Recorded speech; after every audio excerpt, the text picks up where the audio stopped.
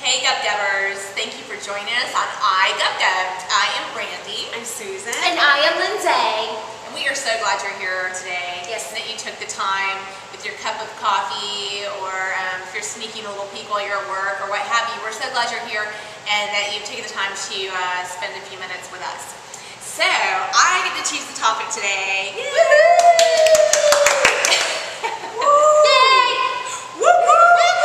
Okay, so we should have a topic on exclamations of happiness, because that would be a great topic. That would be a good topic. Yeah. All about happy. Like, what kind of noise do you make when you're happy? Oh, wow. Woo-woo! Ow!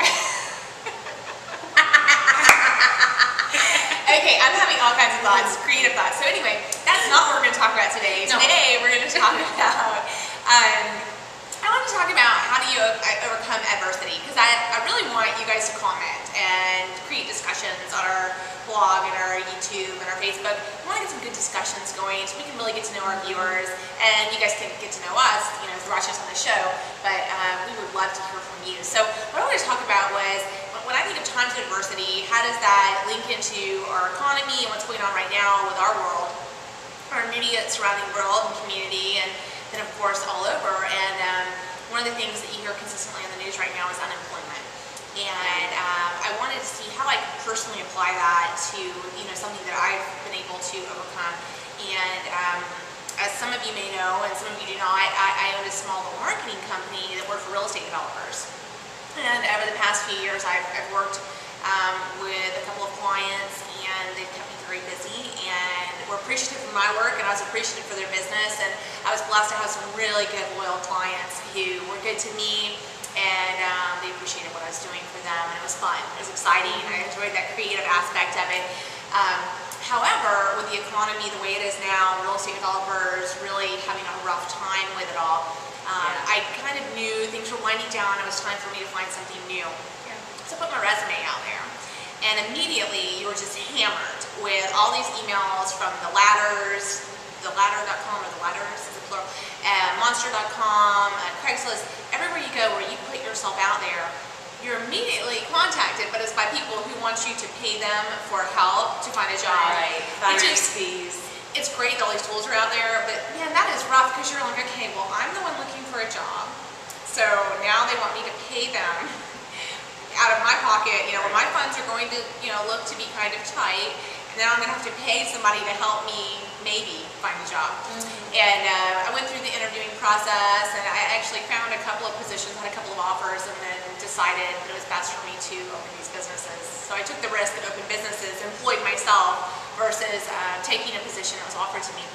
However, I will tell you that that is a mentally straining process, which you know as well, because Lindsay recently went through that as well. It is, it's really hard, because you have to make sure that resume is exactly the way you want it to look, no mistakes. It truly portrays who you are. Yes. And then when you're searching, you finally find a position like, okay, I could do that job, that sounds good, right on, I'm going to apply for that. And then you apply for it, and you don't hear back, and you're like, well, I know I'm the perfect fit for that job. I really want them to call me so I can go in and sit there in their office and say, I am your girl, I'm what you want. Right. And, you know, 9 times out of 10, they probably know something you don't, like maybe you don't have a particular, you know, background that they need, or maybe your price point, maybe your payroll history is not going to match up with what they can pay, or what have you. But I think truly what got me through it was positive thinking, and just optimistically knowing that, you know, my faith that, you know, I have a strong personal faith, and so I really felt that, you know, God was going to carry me through, and that I was going to find the right fit. But in addition to that, just being, you know, optimistic and not getting wound down into that, you know, negative, you know, there's a lot of negative people out there. Yes. There's a lot of negative people, and the optimistic people are few and far between. Yes. So you have to stick together. We're optimistic. And I totally recommend finding a peer group, a support group, which is one thing Anthony Robbins, I love Anthony Robbins, it's one thing he recommends, is surround yourself with a peer group who is of the same mind, and positive thinking and encouraging, because if you surround yourself with people like that, it's really important. Right. You know, and I mean, if you guys, when you think about times of adversity or job seeking and things like that, was there one person that pulled you through, or several positive people? Oh yeah, there were several positive people that pulled me through, and you know, that's when you learn the friends that you had before that were your positive peers, they might have changed, and you went to them and they pulled you down. I mean, I had that. I had one particular person where I used to confide in, and we had the same situation and felt the same way, but then times changed, and I went to them and they just brought me way down. And so then you start thinking, well, maybe I'm not the right person. Maybe something's wrong with me. Maybe I need to change. Maybe, this. No, you don't need to change. You're perfect the way God made you. You are the person for the job, and they will be lucky to have you on their staff. So, right, definitely. That's what I'm saying. Yeah. So, I know exactly what you're talking about. Just supporting yourself with positive Yeah, people. yeah, definitely.